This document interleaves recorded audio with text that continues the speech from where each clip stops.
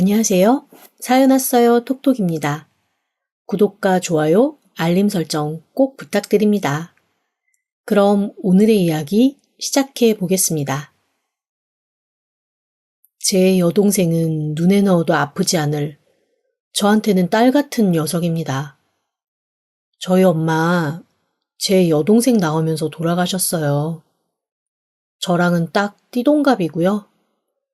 당시 12살이었던 저는 엄마를 잃은 것도 너무 슬펐지만 처음 아빠가 안고 온 꼬물꼬물한 아기를 보고 저 홀로 속으로 원망했던 마음을 모두 잊을 만큼 그 아기가 예뻤습니다. 하얗고 작고 작은 손을 저한테 내밀면서 베네짓하던 그 모습을 저는 지금도 잊지 못해요. 12살 저에게 제 동생은 엄마가 남겨놓고 간 선물임과 동시에 책임이고 저의 살 이유가 되었습니다. 저는 고등학교, 대학교 때도 공부하다 힘들면 늘 제 여동생을 생각했어요. 내가 공부 열심히 해서 훌륭한 사람이 돼야 내 동생이 언니를 자랑스러워 할 거야. 내 여동생 조금이라도 더 좋은 거 사주고 맛있는 거 먹이려면 내가 공부 잘해서 훌륭한 사람 돼야 돼. 저를 움직이는 마법의 한 단어는 바로 여동생이었죠. 오죽하면 제 친구들이 제가 아르바이트를 하면서 꾸벅꾸벅 졸거나 공부를 하다가 힘들어서 엎드려 있으면 슬그머니 제 귀에다 대고 이렇게 속삭였어요. 야, 너 여동생. 그러면 정말 제가 몸에 용수철이라도 단 것처럼 벌떡 일어나서 두리번거리며 정신을 바짝 차렸거든요. 그 정도로 제 여동생 저한테 귀한 녀석입니다. 대학교를 졸업하고 일을 하면서도 제 모든 신경은 온통 여동생이었어요. 그 녀석도 제가 이렇게 신경 쓰는 걸 알아서 그랬는지 한창 사춘기가 와서 방황을 해야 될 나이에도 늘 저한테 이렇게 말하면서 홀로 사춘기를 이겨내곤 했습니다. 언니, 나는 어떤 일이 있어도 언니 마음 아프게 하고 힘들게 하는 건 하지 않을 거야. 절대 언니를 슬프게 하는 일은 하지 않을 거야. 어린아이가 그렇게 말해주는 게 저는 또 마음이 아프고 고마워서 홀로 꺼이 울며 동생 뒷바라지를 했습니다. 저희 아빠도 몹시 가정적인 분이어서 저희 자매 많이 사랑받았거든요. 엄마가 없을 뿐 저희 자매 나름 사랑 많이 받고 잘 자랐습니다. 행복하고 아늑한 가정이었고요. 물론 엄마가 없다는 건 여러모로 슬플 일이 많기는 하죠. 저 같은 경우는 첫 생리할 때 어떻게 해야 될지 몰라서 옆집 아줌마한테 도와달라고 문을 두들겼을 정도니까요. 제 동생한테는 그런 거 느끼게 해주고 싶지 않아서 저 완전 극성 언니로 제 여동생 초경 때 파티 열어줬고요. 제 여동생이 조금이라도 뭔가 잘하는 게 보이면 적극 지원해주고 소문내고 호들갑 떨고 하여간 좀 유난스러웠습니다. 대학교 때도 제 친구들이 늘 그렇게 말했어요. 너는 친구보다 여동생인 것 같다. 너를 설득하려면 일단 네 여동생을 공략해야 된다라고 말이죠. 그런 제 마음을 이해해주는 남자가 그다지 많지는 않더라고요. 처음에는 남자친구들이 농담 반 진담 반으로 처제사랑은 형부라는 얘기를 하면서 제 여동생을 챙기고 잘해주는 것 같다가 어느 순간에 저한테 너한테는 나는 안중에도 없고 네 여동생만 있는 것 같다며 이별을 고하곤 했습니다. 그런데 저는 아무 상관 없었어요. 남자친구보다는 제 여동생이 저한테 훨씬 중요했거든요. 남들은 제가 여동생한테 집착하고 있다고 놀리곤 했지만 사실 저한테는 그럴 수밖에 없는 이유가 하나 더 있었습니다. 저희 엄마가 심장이 안 좋아서 고생하다가 돌아가셨거든요. 그런데 저는 엄청 튼튼한 심장을 가지고 태어나서 지금껏 한 번도 심장이 속을 썩인 적이 없는데 제 여동생은 안타깝게도 약한 저희 엄마의 심장을 그대로 빼다 박았습니다. 초등학교 때 한번 심장으로 쓰러진 이후 저랑 아빠는 엄마에 대한 트라우마가 남아있어서 정말 둘 다 혼비백산했습니다. 여동생이 혹시 엄마처럼 심장 때문에 잘못되는 일이 있으면 어떡하나 아주 난리도 아니었어요. 아빠는 당장 회사 그만두고 여동생을 돌보겠다고 선언하시고 저도 학교고 뭐고 다 때려치고 그냥 여동생 간호하겠다고 울고불고 했습니다. 오히려 어른스러운 여동생이 둘 다 제대로 일상생활 살지 않으면 자기 확 집 나가버릴 거라고 협박하는 바람에 저랑 아빠 그냥 포기했지. 안 그랬으면 아마 어디 산속 시골 같은 데 가서 쑥 캐고 나물 캐며 여동생 돌보면서 살았을지도 모릅니다. 그렇게 약한 심장으로 저랑 아빠를 불안하게 만들었기 때문에 혹시나 아파서 잘못될까봐 더 전전긍긍하는 면도 없잖아 있습니다. 그런 여동생이 어느덧 28살이 되었지요. 저는 하는 것도 없이 40살이 되었고요. 그런데 이 녀석이 대학교 때부터 만났던 남자와 결혼을 하겠다고 하는 겁니다. 처음에 아빠와 저는 펄펄 뛰었습니다. 아니 요즘에 다 결혼을 늦게 하는 추세인데 너는 뭐 그렇게 급해서 결혼 일찍 하려고 하니? 언니, 그냥 얼른 내 가정을 가지고 독립하고 싶어. 왜? 아빠랑 내가 너무 참견해서? 아니, 그건 아니야. 그냥 날 사랑해주는 남자가 있고 그 남자랑 같이 내 가정 갖고 싶어. 내가 얼른 결혼해야 언니한테 예쁜 조카도 낳아주지 않겠어?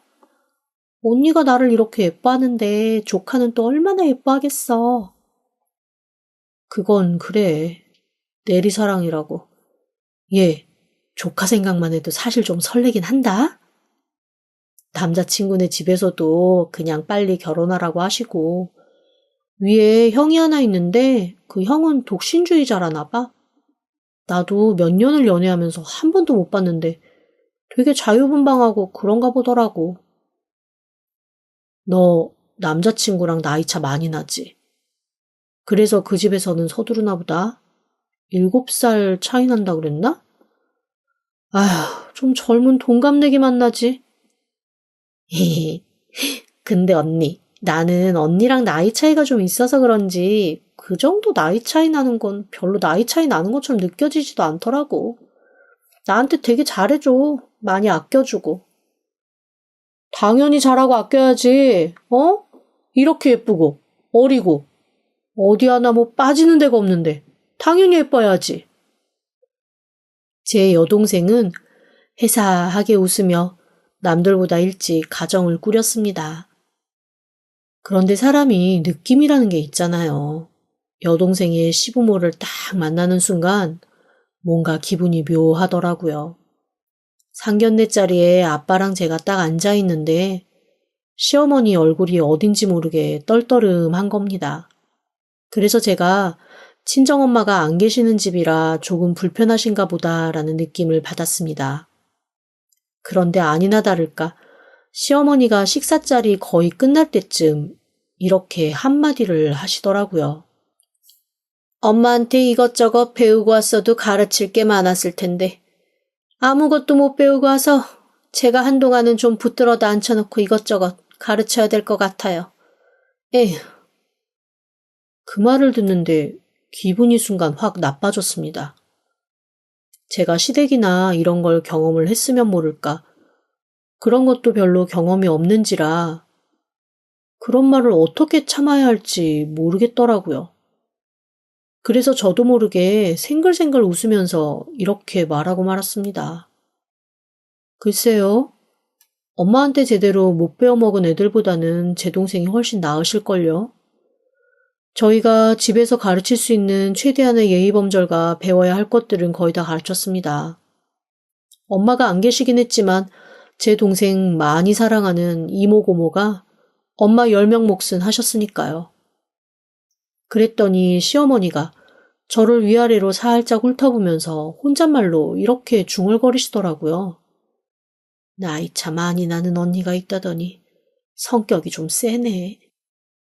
그러자 저희 아빠가 당황하면서 그 상황을 무마시키려고 하시더라고요.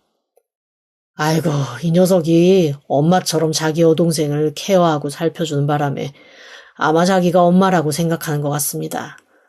언니지만 엄마처럼 많이 아끼고 돌봤어요.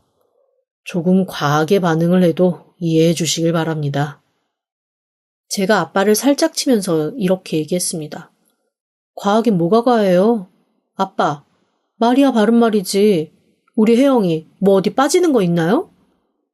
가운데서 제부와 제 동생만 얼굴이 하얗게 질려가더라고요. 나중에 들었지만 시어머니가 동생한테 그러셨대요. 너 언니 닮았니 안 닮았니? 아, 별로 안 닮았어요. 언니랑 저랑 성격이 많이 달라서요. 아유, 그래야지. 예, 네 언니 같은 성격이면 나 며느리 못 드린다. 아니, 사람이 좀 구순하고 유순한 맛이 있어야지. 어떻게 그렇게 한마디도 안 지고 어른 말에 따박따박. 죄송해요. 저희 언니가 저에 대해서는 조금 과보 경향이 있어요. 세상에, 어디 언니 없는 사람 서러워서 살겠니? 어쨌건 넌 좋겠다. 그렇게 편들어주는 언니가 있어서. 그래서 그 언니가 너 시집 올 때 뭐 좀 해서 보내신다니? 네? 그거는 준영 씨랑 다 얘기가 됐는데. 너희들끼리 얘기한 걸로 끝내면 어떡해? 그래도 결혼하면서 시댁에 아무것도 안 해갖고 오는 그런 며느리가 어딨니? 아, 준영 씨랑 논의해 볼게요. 우리 애랑 뭘 논의를 해? 남자애가 뭘 알아? 그냥 언니한테 전화 좀 하시라고 해라. 제가 그 얘기를 듣고 이 시어머니 만만치 않겠다라는 생각이 딱 들었습니다. 어쩐지 상견례 자리에 분명히 형이 하나 있다고 들었는데 형은 안 나오고 딸랑 부모님만 나오셨길래 제가 나중에 한번 물어봤거든요. 그랬더니 제부가 머뭇머뭇하면서 이렇게 대답하더라고요. 저희 엄마랑 형이랑 별로 사이가 안 좋아요. 둘 다 성격이 똑같은데 너무 똑같아서 서로를 별로 안 좋아하는 것 같긴 해요. 저 상견례 한다고 그랬을 때도 엄마가 그래도 형이 먼저 장가 가야 되는데 동생이 먼저 이렇게 가서 상견례까지 하는데 창피해 죽겠다고 막 뭐라고 하셔서 그러면 나는 상견례 안 간다. 결혼식도 원하면 말해라 안 갈 테다. 그냥 이러고 딱 끊어버리더라고요. 그래서 어렴풋이 그 시어머니 만만치는 않겠다 했는데 동생에게 얘기를 전해 듣고 확실히 하고 넘어가야 할 것 같아서 일단 제부에게 전화를 했습니다. 그리고 이렇게 말했죠. 네 엄마가 이런 식으로 내 동생한테 얘기했는데 넌 어떻게 생각하니? 그랬더니 세상에 제부라는 놈이 이렇게 말하는 겁니다. 저형, 죄송한데 저희 엄마가 그렇게 말씀하셨으면 한 번만 들어주시면 안 될까요? 사실 저희 엄마 저랑 형한테 엄청 기대가 많으셨는데 저희 형은 결혼 생각 없는지 계속 저러고 있고 제가 아무것도 안 하겠다고 하니까 사실 좀 많이 실망하신 상태거든요. 너희 엄마 실망한 걸 왜 내 동생이 보상해야 되는데? 그건 그렇죠. 그래도 시댁이잖아요. 확 쥐어받고 싶은 마음이 치고 올라왔는데 하필 그 순간 이런 생각이 들더라고요. 그래도 내 동생이 시집가서 살 집인데 제가 이렇게 원리 원칙만 따져서 들이받으면 결국엔 제 동생만 힘들어질 것 같은 그런 생각 말입니다. 그래서 제가 이렇게 얘기했습니다. 내가 제부한테 처음이자 마지막으로 딱 한마디만 할게. 어머님이 뭘 원하시건 내가 다 해드릴 순 없을 거야. 그런데 이번이 마지막이야. 혼수나 이런 걸로 더 이상 내 동생 힘들게 할 거면 그냥 여기서 이 결혼 엎어. 네? 저 그럴 생각은 없는데요? 나는 그럴 생각이 있어. 그러니까 이 결혼 엎어. 내가 사돈어른한테 얘기해서 할 수 있는 것까지는 수용하는데 그 이상 원하시는 건 네가 막지 않으면 나는 그냥 바로 결혼 엎을 거야. 아, 알겠습니다. 제부는 잔뜩 긴장한 목소리로 전화를 끊었습니다. 제가 이렇게 강하게 나올 거라는 건 지도 생각을 못한 거겠죠. 하지만 초반에 제대로 잡아놓지 않으면 정말로 제 동생이 너무나 힘들어질 것 같더라고요. 아니나 다를까 사돈 어르신은 제 전화를 받고 처음에는 입에 살살 기름 발라가며 저한테 이런저런 얘기를 시작하더라고요. 가만히 듣다 보니 점점 가관이었습니다. 차도 한 대 해야 될 것 같고, 밍크도 하나 해야 될 것 같고, 가방도 해야 될 것 같고, 얼추 한 3천만 원에서 5천만 원은 좋게 드는 얘기를 아무렇지도 않게 하시더라고요. 그래서 제가 말 딱 자르고 이렇게 얘기했습니다. 그거 다 받으시면 제가 원하는데 집을 사주실 건가요? 그러자 사돈이 약간 당황하는 기색이었습니다. 아니, 애들 그냥 근처에 있는 전셋집에서 시작하기로 다 얘기했잖아요. 그렇죠. 그래서 저도 더 이상 요구 안 드렸죠. 그런데 지금 얘기 다 끝난 마당에 이것저것 다시 요구하시는 거잖아요. 이거 사돈 어르신도 알고 계신 거죠. 그리고 제부도 알고 있는 사실이죠. 아니 뭘 이런 걸 남자들이 참견하나요. 그냥 사부인이 안 계시니까 사돈처녀랑 같이 그래도 이 정도는 해야 서로 마음에 안정이 오고. 안정이요? 저는 얘기를 듣는 순간 안정을 잃고 있는데요. 아니 뭐 그렇게 싫으시면 안 하시면 되죠. 아니요? 할 건데요? 저 이거 충분히 다 해드릴 능력 있으니까 대신 제가 원하는데 집을 사주세요. 그래도 집은 해오신다고 상견례 자리에서 저희한테 그렇게 똑부러지게 말씀하셨으니까 지키셔야죠. 저 그러면 그렇게 알고 이거 지금부터 빨리 준비하겠습니다. 저도 이것저것 드러났던 거 해지하고 결혼식 날 전까지 맞추고 그러려면 좀 바쁠 것 같네요. 그럼 들어가 보겠습니다. 그리고 딱 전화를 끊었는데 그때부터 몇 시간 뒤 제부한테서 미친 듯이 전화가 오고 평생 저한테 전화할 일 없을 것 같았던 사돈 어르신도 전화가 오더라고요. 제부 전화는 안 받고 사돈 어르신 전화만 받았죠. 그랬더니 사돈 어르신 대뜸 저한테 그런 버르장머리가 어디 있냐고 버럭 소리를 지르시는 겁니다.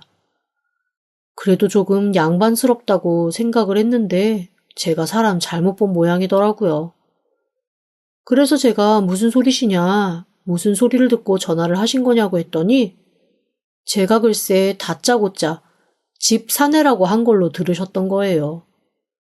그래서 제가 무슨 말씀이시냐, 녹음 파일 보내드릴 테니까 잘 듣고 말씀하셔라 라면서 사부인과 통화한 내용을 녹음 파일로 싹 보내드렸습니다. 그리고는 바로 사돈어른한테 사과 전화를 받았죠. 아이고, 정말 면목이 없습니다. 이 마누라가 자기 친구들한테 이상한 얘기 듣고 오고 쓸데없는 충고 듣고 와가지고 이 사단을 냈습니다. 제가 단단히 일러둘 테니 그냥 원래대로 얘기 진행하시죠. 그래서 제가 그랬습니다. 아니, 사돈어른이 잘못하신 게 아닌데 왜 사돈어른이 사과를 하세요? 저는 사과받을 일이 없습니다, 사돈어른한텐. 그러면 내가 우리 집사람한테 사과하라고 할게요. 한참 안 받겠다는 실랑이가 전화기 밖으로 들리더니 곧 기가 잔뜩 죽은 사부인이 전화를 받더라고요. 아니, 뭘 그런 거를 다 이렇게 얘기를 해서 일을 크게 만들어요? 저는 뭔가를 숨기면 일이 더 커진다고 생각하는 사람이거든요. 그리고 모두가 한 가족이 되는 건데 가족끼리 비밀이 있으면 안 되죠. 이런 거는 서로서로 얘기를 해야 시원시원하게 해결되지 않겠어요? 아우, 알았어요. 됐어요. 미안해요. 그냥 처음에 얘기했던 대로 하죠. 바랬던 내가 잘못이지. 그리고 탁 전화를 끊어버리시더라고요. 전화를 끊자마자 저는 바로 백화점에 가서 사부인이 원했던 가방보다 조금 더 좋은 가방을 하나 샀습니다. 그리고 사부인에게 할 말이 있으니 만나자고 전화를 드렸죠. 처음에는 뭘 할 말이 있냐, 자기는 할 말 없다. 계속 저를 피하시던 사부인이 그러면 제가 직접 집으로 가겠다고 하니까 그제야 약속 장소로 나왔습니다. 아주 세모꼴 눈을 뜨고 있는 대로 표정이 일그러지면서 나오기 싫어 나온 게 아주 팍팍 티나는 얼굴이었죠. 그 사부인 앞으로 제가 조용히 가방 쇼핑백을 내밀었습니다. 가방 쇼핑백을 보고 눈이 휘둥그레 커지는데 갑자기 좋아하면 조금 자존심이 상하니까 이게 뭐냐는 식으로 흘끔흘끔 가방만 보더라고요. 그래서 제가 웃으면서 이렇게 말했습니다. 실은 이 가방 하나는 해드리려고 미리 주문을 했었어요. 그런데 그렇게 말씀을 해버리시니 저도 조금 서운한 부분도 없잖아 있고 좀 속상해서 저도 모르게 그렇게 말이 나갔습니다. 저희 엄마가 계셨으면 조금 더 꼼꼼하게 잘 챙겨서 시집 보냈을 텐데 그래도 이 가방 받아주시고 제 동생 지금처럼 많이 아껴주세요. 아니 가방을 받았다고 아껴주고 안 받았다고 안 아껴주나? 내 며느리인데. 걱정하지 마요. 아유 근데 이렇게 비싼 가방을 했대? 사돈처녀 돈 많이 벌어요? 제 마음이에요. 제 동생한테는 제가 아까운 게 없습니다. 가르친다고 많이 가르쳐서 보내기는 하는데 그래도 어머님이 보실 때는 이것저것 모자란 게 많으실 거예요. 아니 요즘 애들 다 그렇지. 그래요. 고마워요. 가방을 받아든 동생 시어머니는 발걸음도 가볍게 사라지셨고 그날 이후 결혼식 날까지 어찌나 동생한테 잘하시는지 제가 다 당황스러웠습니다. 오죽하면 제부가 저한테 따로 전화해서 오해해서 미안하다고 자기가 생각이 짧았다며 자기가 좀 더 잘하겠다고 그렇게 얘기를 할 정도였습니다. 그런데 그 얕은 성향의 시어머니 역시나 가방 받은 선물빨이 오래 가진 않더라고요. 1년이 채 되지도 않았는데 왜 아이를 안 낳냐, 아들 하나 빨리 낳아야 된다라고 동생을 달달 볶기 시작하는 겁니다. 제가 동생 처음 결혼할 때부터 제부한테는 신신당부했거든요. 심장이 튼튼하지 않으니 아이 낳는 거는 정말 조심해야 된다. 그런데 결혼하자마자 아들 요구하실까봐 나 그게 너무 걱정이 된다. 너 그거 잘 해결할 수 있냐 그랬더니 제부가 저한테 너무나 당당하게 이렇게 말을 했었습니다. 에이, 저 어차피 둘째 아들이잖아요. 저희 엄마 아빠가 원하시는 건 첫째 아들의 손주지 저는 괜찮아요. 저 잘할 때도 맨날 너는 딸만 낳아도 상관없고 자식 없어도 괜찮다. 네 형이 얼른 결혼해가지고 애 낳아야 된다. 그런 얘기만 하셨는데요. 그거 확실한 거지? 내 동생 억지로 임신해서 애 낳고 그러다가 큰일 나면 나 정말 가만히 안 있어? 그런데 결혼하고 나니까 말이 싹 바뀌더라고요. 제부도 은근히 아이 낳기를 원하고 제 동생만 점점 삐들삐들 말라가기 시작했습니다. 저한테 한 소리 듣거나 제가 제부한테 퍼부을까봐 저한테 말은 못하는 것 같은데 시댁에서 엄청나게 임신 압박을 받는 모양이더라고요. 그것까지는 그냥 참을만 했습니다. 그런데 문제는 제 동생이 임신을 했다가 4달 만에 유산을 했을 때의 일입니다. 유산도 사실은 아이 낳는 거랑 똑같이 힘들잖아요. 병원에서 치료받고 몸도 마음도 잔뜩 망가진 채 집으로 딱 돌아왔는데 집에서 기다리고 있던 시어머니가 동생한테 짜증을 버럭내며 이러더랍니다. 아니 너는 애 밥 시간 되기 전에는 들어왔어야지. 너 때문에 애가 밥도 못 먹고 이렇게 라면 끓여 먹고 있어야 되겠니? 동생이 너무 황당해서 자기 남편을 바라봤는데 세상에 제부가 아무렇지도 않게 자기가 엄마 보고 와서 밥 좀 차려달라고 그랬다라고 하더랍니다. 당황해서 자기 남편을 멍하게 보고 있자니 시어머니가 코웃음을 치며 그러더랍니다. 얘, 애를 낳은 것도 아니고 잠깐 뱃속에 있던 거 그거 긁어내는 수술한 거 그게 뭐라고 애를 오라가라 해? 애가 안 그래도 간다고 하는 거 힘든데 뭐하러 가냐고 내가 말렸다. 너도 그럴 때마다 네 남편 불러대고 그러지 마 진짜. 하여간 처음부터 마음에 드는 게 하나도 없었어. 동생이 그 순간 너무 억울하고 속상해서 아무 생각도 안 났다고 하더라고요. 그런데 저는 이 얘기도 아주 나중에서야 들었습니다. 그 당시에는 저한테 얘기하면 자기 남편 제가 머리털 다 뽑아놓고 꼭 죽일 것 같았대요. 그래서 말도 못하다가 나중에 정말 몇 달 지나서 제가 건강 물어보니까 그때서야 그런데 언니 라면서 얘기를 하더라고요. 몇 달이 지난 뒤에 들었는데도 화가 나서 견딜 수가 없었습니다. 그래서 당장 제부한테 전화해서 난리를 치려는데 동생이 저를 말리더라고요. 그러면서 쌩긋 웃으며 이러는 겁니다. 언니, 나 아기 가진 지 또 3개월 됐어. 그런데 남편하고 시댁에는 말을 못했어. 혹시 또 잘못되면 나 너무 힘들 것 같아서. 그 말을 듣자마자 제부가 저질렀던 그 모든 만행은 잊혀지고 그저 동생이 혹시 잘못될까봐 제 마음은 또 전전긍긍이었죠. 하지만 심장이 약했던 동생 다른 곳도 많이 약해졌는지 또 똑같은 이유로 4개월 반 만에 아이를 잃고 말았습니다. 2번이나 아이를 잃고 났더니 동생은 더 이상 아이를 갖는 것조차 무섭다고 하더라고요.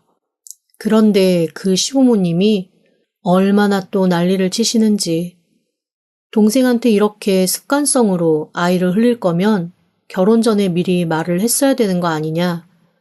누구네 집 대 끊을 일 있냐 라면서 몹시 험한 소리를 퍼부으셨다는 겁니다.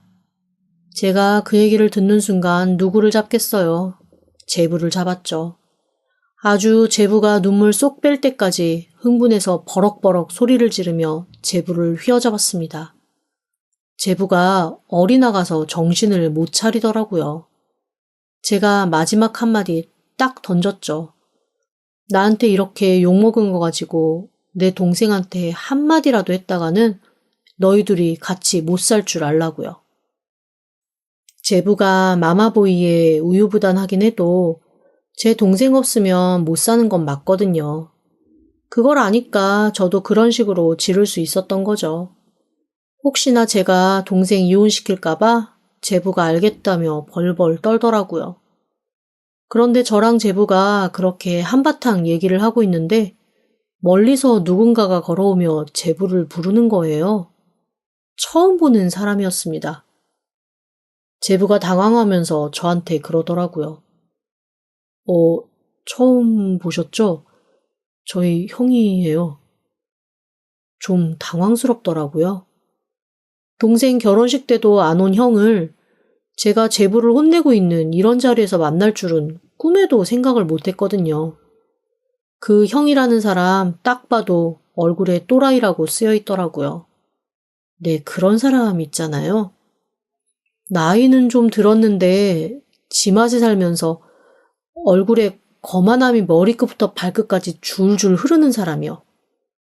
누가 봐도 사기꾼 백수인상인데 자기는 꼭 예술하는 사람인 양, 아티스트인 양, 세상이 자기를 몰라주는 찐 천재인 양, 잘난 척이 얼굴에 가득 쓰여있는 그런 사람 말입니다.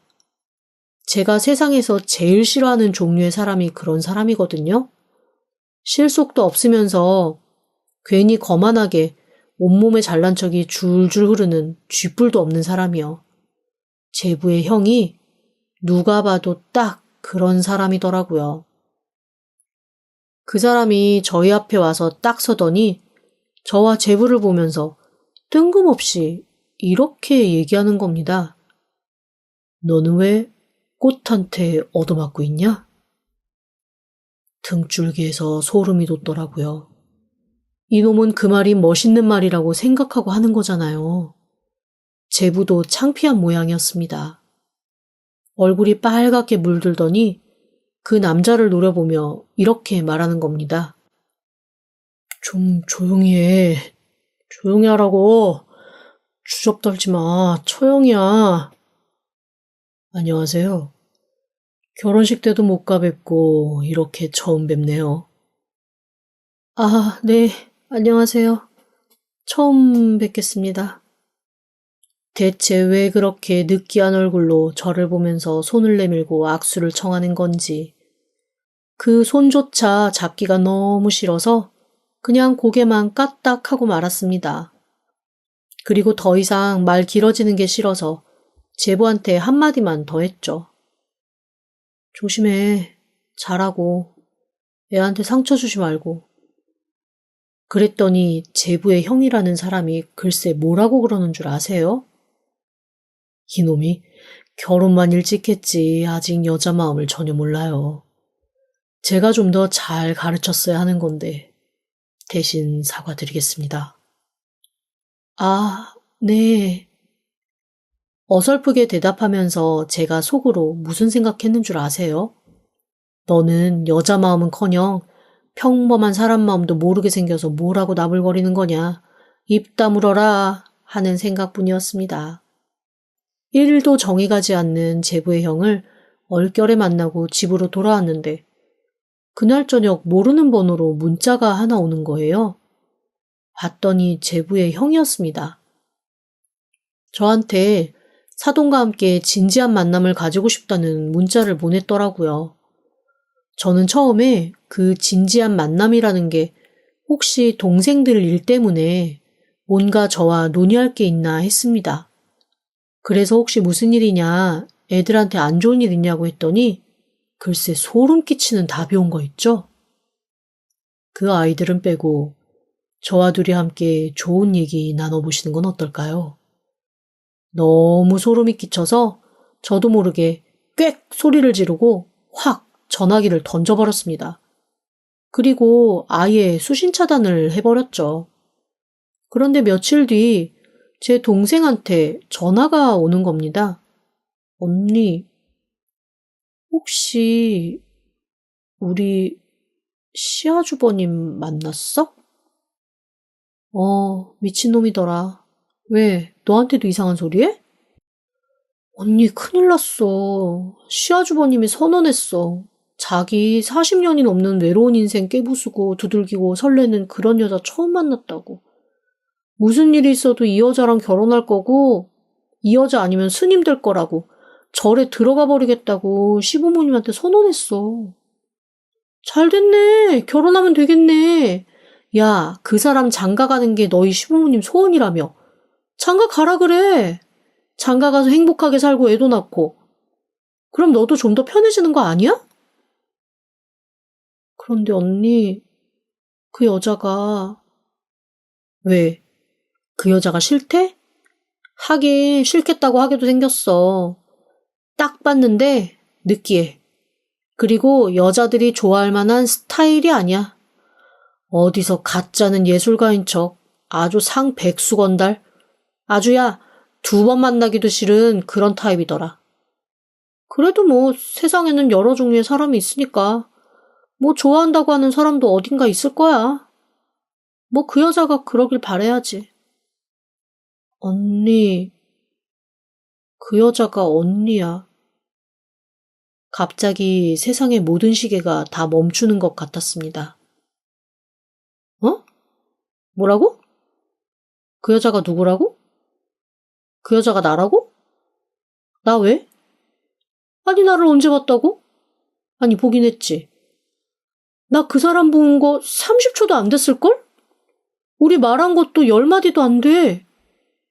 10마디도 안 되는 말에 나랑 결혼해야겠다고 했다고? 어? 언니, 미친 소리 같겠지만 그래도 일단 전할게. 시아주버님, 아니 그 개새끼 말이 자기는 영혼의 소환수가 있어서 그 영혼의 소환수가 왼쪽 어깨에서 뭐든 알려준대. 그런데 그 영혼의 소환수가 언니가 자기의 운명의 상대라고 말해줬대. 그래서 언니 아니면 자기는 그 누구랑도 결혼 안 할 거고 언니랑 3달 안에 결혼하지 않으면 자기는 그냥 절에 들어가서 스님이 돼버릴 거라고. 그래서 지금 우리 시어머니랑 시아버지랑 다 난리 나고 나한테 언니한테 전화 좀 해보라고 계속 그러시고. 근데 언니 있잖아. 그러니까 나 이 사람이랑 안 살아도 돼. 나도 안 그래도 더 이상 이렇게 사는 거 아니다 싶기도 하고 그렇거든? 언니 어떡하지? 어이가 없더라고요. 영혼의 소환수도 참 어이없는 말이었는데 그걸 가지고 또 제 동생한테 전화를 해보라고 한 시부모들 너무 어이가 없었습니다. 진짜 참 대책 안 서는 사람들이라는 생각밖에는 안 들더라고요. 그래서 제가 동생한테 일단은 이렇게 얘기했습니다. 무시해. 내가 알아서 할게. 어떻게 무시를 해? 언니 인생이 걸린 일인데. 야, 내 인생이 그깟 인간한테 걸려있고 막 그럴 정도로 허술하지 않아. 그리고 내가 그런 인간이랑 살 거면 지금 40년 넘게 내가 이렇게 열심히 살았겠니? 어? 내가 그런 인간이랑 내 인생을 함께 하려고 이날 이때까지 살았을 것 같아? 걱정하지 마. 너는 아무런 걱정도 하지 말고 시부모한테 언니가 알아서 한대요 라고 말하고 끊어버려. 그렇게 동생을 안심시키고 끊었지만 이거 대체 어떻게 해야 될지 저도 살짝 막막했습니다. 정상적인 놈이면 싸워서 이길 자신이 있는데 미친놈 같다는 생각뿐이었거든요. 그런데 동생과 전화를 끊자마자 사부인이 전화를 하더라고요. 목숨처럼 귀한 자기 큰아들이 걸린 일이니 당연히 전화가 올 거라고 생각을 했죠. 그래서 몹시 차가운 목소리로 전화를 받았습니다. 저기 사돈 처녀, 저희 얘기를 좀 할까 해서요. 무슨 얘기요? 할 얘기 없는데요, 왜요? 이번에도 제 동생이 아이 흘렸다고, 아이 흘린 주제에 남편 밥도 안 차려주고 늦게 왔다고 구박하신 얘기 하시려고요? 아유, 그거는 내가 그때 그냥 속상한 마음을 어떻게 표현을 못해서 그렇게 말이 헛나왔어요. 나이 들면 그렇게 가끔 말이 헛나와. 그게 아니라 저기 우리 큰애 만나셨다면서요? 네, 아주 잠깐이요. 스치듯. 아니, 스치듯 만난 게 아니라 그래도 꽤 심도 있는 얘기를 하셨다고 하던데. 아니요? 전혀요. 그런 얘기 한 적 없습니다. 그래요? 뭐 그게 중요한 게 아니라 우리 큰애가 지금 네, 동생한테 들었는데 몹시 쓸데없는 얘기를 하신다고요? 그런데 뭐 저는 그 얘기에 조금도 응할 마음이 없습니다. 그 얘기 하실 거면 끊으시죠. 그리고 쿨하게 전화를 끊어버렸습니다. 저는 그게 그냥 사실 일종의 해프닝으로 끝날 줄 알았어요. 그런데 아니더라고요. 동생 시댁에서 몹시 다양하고 치졸하고 치사한 방법으로 제 여동생을 괴롭히기 시작했습니다. 말로 비꼬아서 애 상처 주는 건 물론이고 한 번씩 시댁으로 불러서 이상한 노동도 시키고 제 여동생이 저한테 전부 다 말은 하지 않았지만 저 알거든요. 여동생이랑 통화하면서 그 아이 목소리만 들어도 요즘 어떤 상황인지. 그래서 제가 한 번은 대놓고 물어봤습니다. 그랬더니 여동생이 글쎄 무슨 잔다르크 같은 얼굴로 이렇게 얘기하는 거예요. 언니, 내가 그냥 조금 괴롭히는 거 참고 견디면 언니한테 우리 시아주버님 만나라는 둥, 겹사돈도 괜찮다는 둥 이런 얘기 안 할 것 같아서 그래. 있잖아, 언니가 지금까지 날 위해준 거에 비해선 정말 아무것도 아니겠지만 내가 이렇게 해서라도 언니랑 시아주버님이랑 만나는 거 막아보려고. 그렇게 말하면서 파리하게 말라 제 앞에서 떨고 있는데 갑자기 속에서 천불이 솟았습니다. 이 인간을 이거 가만히 두면 제 동생 피가 삐질삐질 마를 때까지 괴롭히겠다 싶더라고요. 그래서 제가 동생한테 일단 당분간 좀 빠져 있으라고 했습니다. 그리고 동생이 시아주버님한테 전화를 했죠. 그랬더니 그 인간 얼마나 느끼하게 전화를 받던지 그러면서 저한테 한 1000마디가 뭐였는 줄 아세요? 안 그래도 제 영혼의 소환수가 오늘쯤 전화가 올 거라고 알려줬는데 역시나 전화를 해주셨네요. 네, 우리 좀 만나죠. 그렇게 동생의 시아주버님을 만났습니다. 멀리서부터 가장 창피한 옷차림을 찾으니까 딱 그 사람이더라고요. 아니, 아무리 여름이 시작하는 시기라고는 하지만 하얀 모시로 된 위아래 한복이 웬 말이랍니까? 저는 시골 70대 노인네들도 저렇게 새하얀 모시 한복을 위아래로 입고 속옷이 시스루처럼 은은하게 비치는 옷 정말 본 적이 없었는데 말이죠. 그렇게 입고 나타나서 저한테 뭐라고 하시는지 아세요?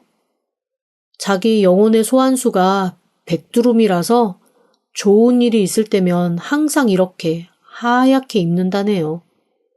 이 인간은 만나서 카페를 갈 게 아니라 정신병원에 쳐넣어야 되는 게 아닌가라는 생각이 들었습니다.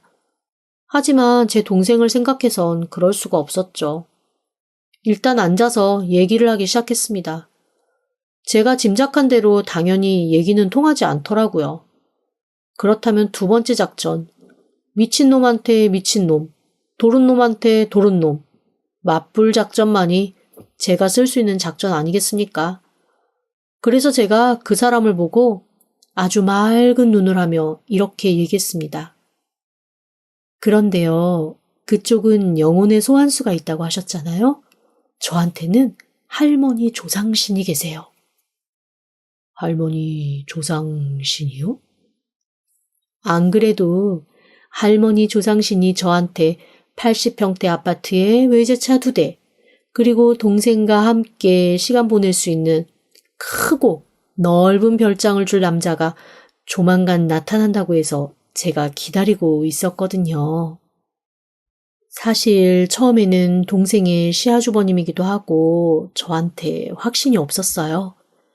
그런데 영혼의 소환수가 제가 짝이라고 말씀해 주셨다는 걸 듣고 제가 할머니께 여쭤봤더니 그 사람은 하얀 악처럼 와서 더 하얀 두루미처럼 갈 거다라는 말씀을 어제 해주셨거든요. 그런데 소환수가 두루미라는 말을 듣고 세상에 제가 느낌이 왔어요. 저 결혼할게요. 네? 정말요? 네. 대신 저희 할머니가 말씀하신 대로 큰 아파트와 외제차 2대, 그리고 동생과 살 수 있는 별장, 이게 마련되면 당장 할게요. 저희 할머니가 이게 마련되지 않으면 저한테 애군이 낀다고 절대 이걸 마련해주는 사람 외에는 시집가지 말라고 오래전부터 말씀하셨거든요. 그런데 하얀 두루미를 영혼의 소환수로 가지고 계신 분을 만났으니 저는 할머니가 점지해준 분이 이제서야 나타난 것 같아서 너무 행복하네요. 그러자 그 시아주버님의 표정이 조금씩 일그러지기 시작했습니다. 아니, 그게 아니고, 제가 아파트도 해야 되고, 집도 해야 되고, 그런 건가요? 그렇죠. 저희 할머님이 그렇게 말씀하셨으니까요. 그러면 제가 그쪽 영혼의 소환수에 몹시 좋은 기운을 줘서 되는 일마다 하는 일마다 아주 잘 되게 하는 그런 사람이 될 거라는데요. 어때요? 우리 서로 윈윈 해보지 않겠어요? 아니, 그게 무슨 사기꾼 같은... 어머, 영혼의 소환수를 믿으시는 분이 제 옆에 있는 할머니 영을 믿지 않으신다고요? 말도 안 돼. 영이 맑지 않으신가 봐요. 아니, 그게 아니라... 아휴, 이게 참 뭐지? 이게? 그러더니 대놓고 미친놈인 줄 알았던 제 여동생 시아주버님이 슬금슬금 일어나서 제 눈치를 보고 사라지더라고요. 그리고는 얼마 뒤에 제 여동생에게 몹시 흥분한 목소리로 전화가 왔습니다. 언니, 나 이혼할 거야. 그게 무슨 소리야? 나 방금 정말 너무너무 놀랄 일을 알았어. 언니가 언니 앞으로 생명보험이며 뭐며 엄청나게 들고 수혜자 다 나로 해놨잖아. 다 합치니까 10억 정도 되고. 그런데 언니가 결혼하면 그 수혜자가 남편이 된다며? 지금은 아빠가 1순위인데 언니가 아빠보다는 그래도 우리가 오래 살 거니까 너로 해놓자 그러고 내 앞으로 해놓은 거잖아. 하지만 결혼하면 어쨌거나 배우자가 1순위니까. 그 얘기를 듣고 시어머니랑 시아주버님이랑 짠 얘기더라. 언니한테 접근해서 결혼하고 겹사돈하는 거. 알고 있어. 알고 있다고? 여동생의 말에 저는 이미 알고 있는 사실이라고 했습니다. 사실 얼마 전 여동생한테 보험금 얘기를 하는데 옆에 있는 제부 표정이 영 꺼림직했거든요. 이후에 사부인이 전화해서 저한테 동생에게 그렇게 보험 들어주는 언니가 어딨냐며 감동한 척 하기도 했고요. 결정적으로 저한테 왜 결혼 안 하냐고 해서 제가 그냥 이래저래 대답하기 귀찮아 이렇게 대답을 했었습니다. 저는 운명을 믿고 로맨틱한 운명의 순간을 기다리는데 현실은 그렇지 않네요. 그러고 얼마 되지 않아 로맨틱인 척, 운명을 믿는 척하는 사기꾼 놈이 나타났으니 제가 왜 모르겠어요. 사기꾼의 생백수건달로 살고 있던 큰아들이 부끄러워 꽁꽁 숨겨놨던 여동생의 시어머니가 자기 둘째 아들한테 다 들은 거죠. 제가 온갖 보험 다 들어놓고 수혜자 동생으로 해놓았는데 그 돈이 이래저래 합치면 10억이 넘는다는 얘기를 듣고 그 돈이 탐나서 사기꾼 자기 큰아들과 함께 꾸민 일이었던 겁니다. 저는 동생의 얘기를 토대로 그 사기꾼 모자를 신고했습니다. 당연히 저한테 대놓고 위해를 가한 건 없어서 처벌은 받지 못했는데 대신 동생은 더 이상 이런 집과 함께 살 수 없다고 이혼을 선택했습니다. 끝까지 자기는 잘못 없다고 억울하다는 제부에게 제가 그랬죠.